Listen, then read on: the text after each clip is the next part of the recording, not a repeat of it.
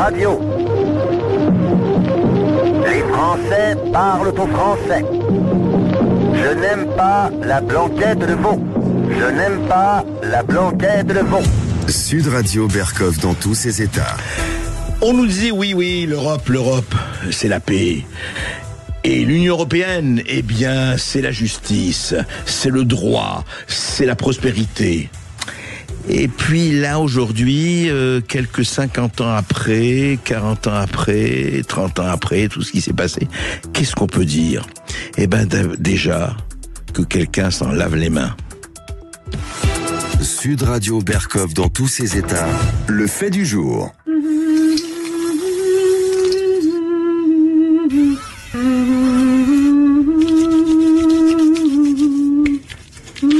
Et oui, vous l'avez déjà entendu, c'est Ursula von der Leyen, l'importante, l'omniprésente et l'omnipotente présidente de la Commission européenne qui se lave les mains en chantant évidemment l'hymne européen, l'hymne à la joie de Beethoven, devenu l'hymne européen. Alors, très rapidement quand même, on va rappeler pourquoi on en parle aujourd'hui.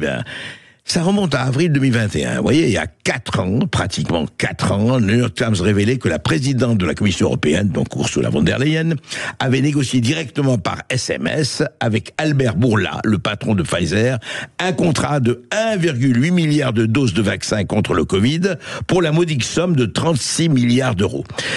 Alors, si ces accusations s'avèrent véridiques, Ursula von der Leyen aurait négocié un contrat d'achat de vaccins en dehors de toute règle commerciale européenne. Et il y a quelqu'un qui s'en est emparé, qui est Frédéric Baldan. Frédéric Baldan, lui, le 5 avril, donc 2 ans après le New York Times, lui, il fait autre chose. Il fait une première.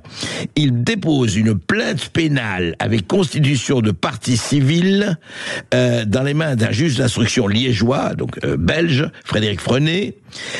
C'est une première parce que il charge, et cette plainte pénale charge, la présidente de la Commission européenne, donc Ursula von der Leyen, pour corruption, prise illégale d'intérêt, destruction de documents administratifs, etc., etc. Donc c'est une conversation secrète. Frédéric Baldan, bonjour. Bonjour. Alors, on vous avait déjà reçu pour ce livre, et même avant, pour ce livre, je rappelle que vous avez écrit Ursula Gate, la compromission par les lobbies. Nous sommes début mars 2025. Et on voit très très bien que le pouvoir d'Ursula von der Leyen et de la Commission n'a jamais été aussi grand, puisque on parlait de ce qui se passe avec la Russie, avec l'Ukraine, etc., avec l'armée européenne, avec toutes les mobilisations qu'il y a en ce moment. Et est-ce que l'histoire donc des SMS, l'histoire des vaccins, l'histoire de Pfizer a disparu par profits et pertes? Est-ce que vous n'êtes pas un peu découragé, Frédéric Baldan? Alors non, absolument pas. C'est d'ailleurs toute cette affaire une occasion de revenir à des fondamentaux, de comprendre ce que c'est normalement au départ la promesse de l'Union européenne, ce qu'est la charte des droits fondamentaux. Je suis très content que vous m'invitiez parce que j'ai justement des journalistes belges qui m'ont fait grief en privé pour être venus vous donner des interviews. Donc je suis très content de leur rappeler que le pluralisme des médias est respecté et cette sortie de la charte des droits fondamentaux de l'Union européenne. Vous êtes un journaliste, je suis très content de venir vous voir pour vous aider à faire votre travail. Donc voilà, comme ça je leur fais coucou au passage, ça leur apprendra. Mais donc cette affaire, si vous voulez, elle a fait l'objet d'une décision de justice de la Chambre des mises en accusation de Liège. Je vais pas refaire toutes les péripéties dont on pourrait discuter entre-temps, mais en fait ce qui se passe, c'est que la Chambre des mises en accusation de Liège finit par nous dire que la destruction de nos droits fondamentaux, enfin la violation de nos droits fondamentaux n'a pas comme corollaire d'occasionner un préjudice aux citoyens. Donc ça veut dire qu'en fait les droits fondamentaux de la charte de l'Union européenne n'existent plus. Ah oui, un citoyen privé de ses droits fondamentaux, il n'y a pas de préjudice. En fait, on s'est clairement écrit dans le jugement que le fait de violer mes droits fondamentaux, par exemple le droit à la transparence, et on a très bien compris que ce droit est détruit par Ursula von der Leyen, par le fait de ne pas donner la copie de ces messages, et de l'organiser, le fait de ne pas avoir l'archive, par le fait de ne pas donner la copie des contrats signés avec Pfizer, on a manifestement détruit ce droit de transparence. Et en fait, la Chambre des mises en accusation de Liège, de manière complètement surréaliste, mais par la pression, du politique et l'intervention de, pour en revenir, le Parti européen. Frédéric Guibaldant, pardon, moi et tous, on se sent privé de nos droits fondamentaux. Pardon, le contrat, c'est nous qui avons payé pour l'achat des doses de vaccin. Et je ne discute pas de la légitimité ou pas du vaccin. Le problème, c'est que moi, je voudrais savoir le contrat.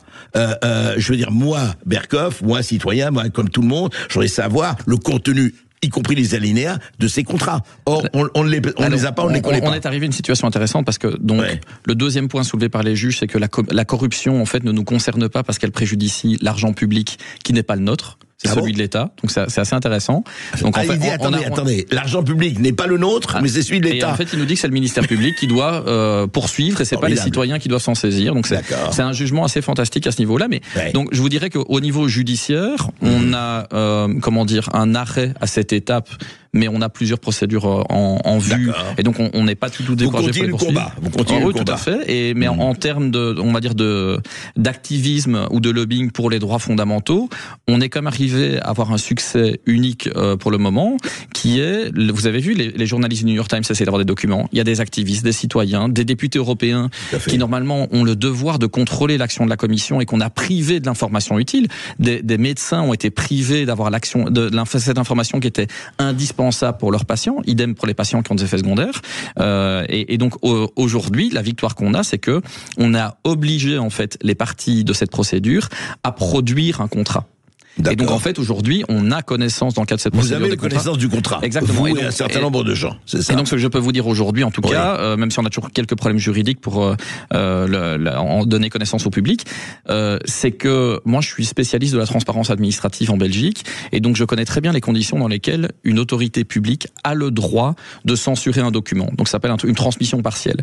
Et c'est dans des cas qui sont, vu que c'est un droit fondamental, légitimes, proportionnés, strictement nécessaires. Donc ça veut dire le secret défense, le droit à la vie privée, le secret des affaires. Ici, dans ce cas-ci, quand je compare le document qui est fourni par la Commission et qui est censuré, avec celui que je peux lire dans le cadre de mon enquête et qui n'est pas censuré, je comprends qu'en fait, la censure est parfaitement illégale.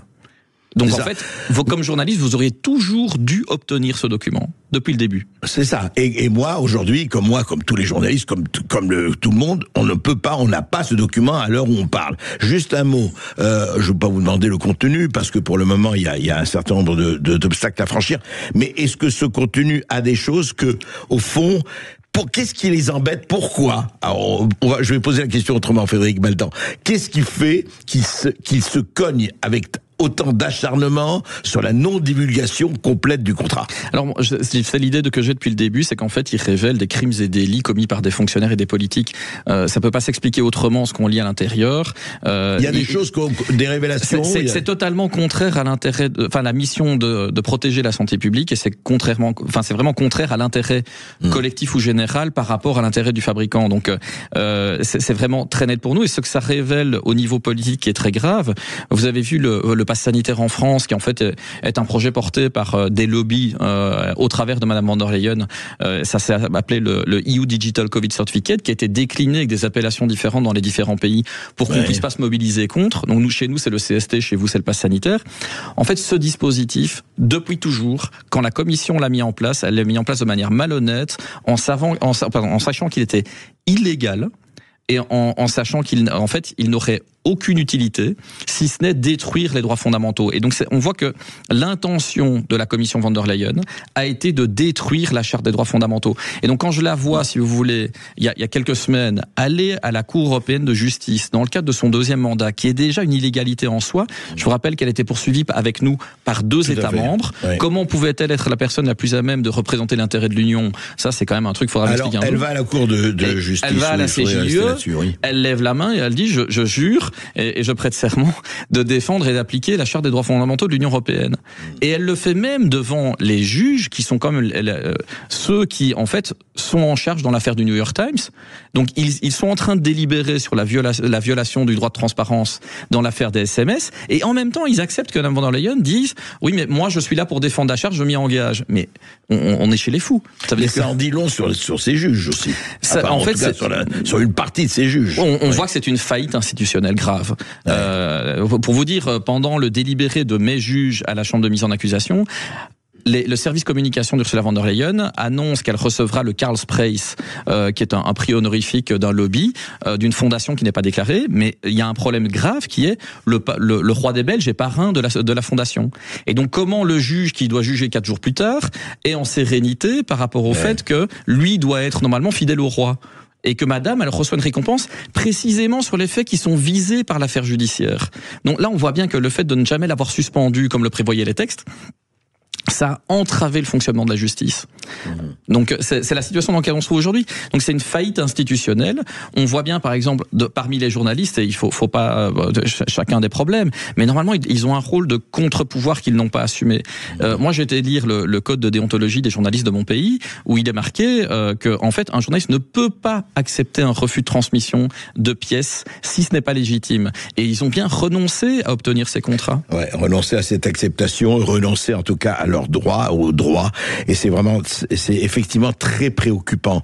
Malgré cela, alors Frédéric Baldin, aujourd'hui on voit la situation. Est-ce que quand je vous disais, ce n'est évidemment pas enterré, mais comme il y a, vous savez aussi bien que moi, ce qui se passe sur le plan continental et ailleurs, avec toutes les divergences au sujet de la Russie, de l'Ukraine, etc., de ce qu'il faut faire, est-ce que vous n'avez pas un peu la crainte, évidemment, ceci va passer, et puis l'histoire avance, mais est-ce que vous n'avez pas la crainte que cette histoire de contrat que vous possédez, déjà c'est un progrès, savoir qu'un certain nombre de gens ont l'intégralité du contrat, je rappelle que ça apporte sur plusieurs dizaines de milliards d'euros, est-ce que vous n'avez pas l'impression que ça va continuer à être sous le boisseau tant que la situation est celle-là? Alors, je vous dirais qu'il y a une double réalité aujourd'hui qui est, d'abord, il y a des victimes d'effets secondaires graves et il y a des gens qui ont perdu leurs proches, des enfants et des conjoints. Donc, ça fait que on n'est pas vraiment, on n'est pas seul. D'abord, on n'est pas seul, mais en plus, on n'arrêtera pas de suivre cette affaire.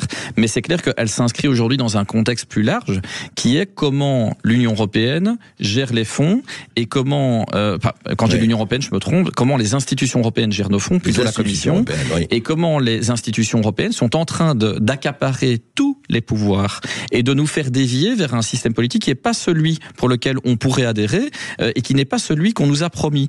Donc je vous rappelle que normalement le système qui nous est promis c'est l'Union européenne. Si vous allez sur le site de la Commission, l'Union européenne c'est défini par 4 symboles qui sont le drapeau, la journée de l'Union européenne, l'hymne et le slogan, donc la devise. La devise c'est unis dans la diversité. Les institutions aujourd'hui veulent nous normaliser. qu'en fait qu'on n'ait qu'un seul politique uniforme partout en Europe, ce qui est quand même déjà assez violent.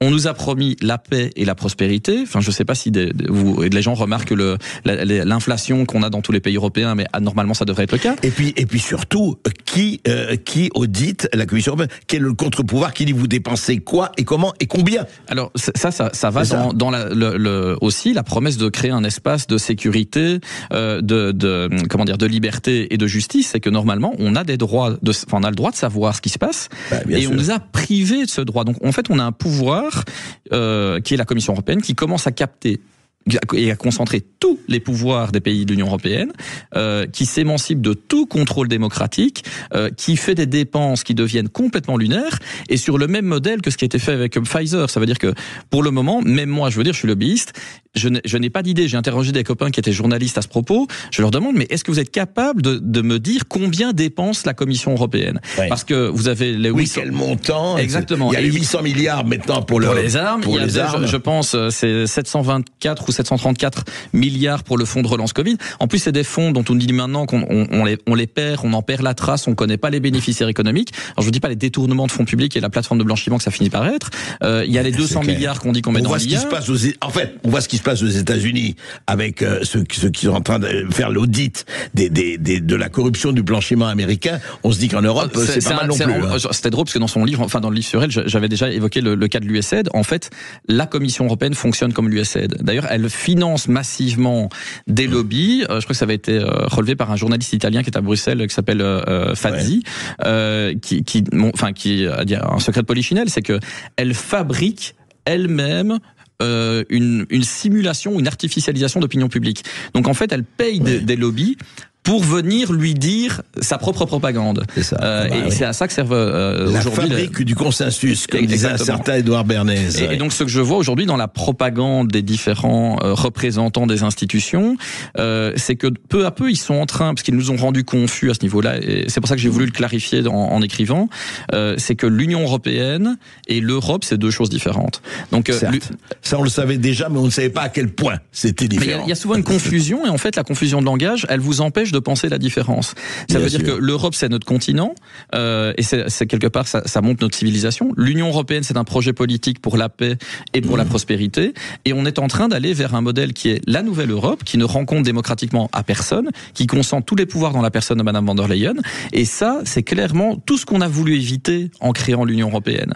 Et quand vous imaginez aujourd'hui que Volkswagen est en train de promettre, oui, nous pouvons fabriquer des chars, donc on est en train de dire, pour l'armée allemande, on va sérieusement, massivement investir pour que Volkswagen fabrique des chars pour l'armée allemande. Mais est-ce qu'on se rend compte de ce qu'on est en train de faire symboliquement ? C'est intéressant. Et puis oui, est-ce qu'on se rappelle qu'il y a une certaine histoire ? Non, on s'en rappelle plus. Frédéric Baldan, merci. On va continuer de parler avec vous. Et puis, voilà, vous nous dites qu'on ne le sait pas. Et puis, nous avons un rendez-vous. Quand les contrats européens consignés et Ursula von der Leyen et la Commission européenne avec Albert Bourla, PDG de Pfizer, j'espère que pour l'honneur et de l'Europe et pour la liberté, on aura la copie de ces contrats dans leur intégralité enfin.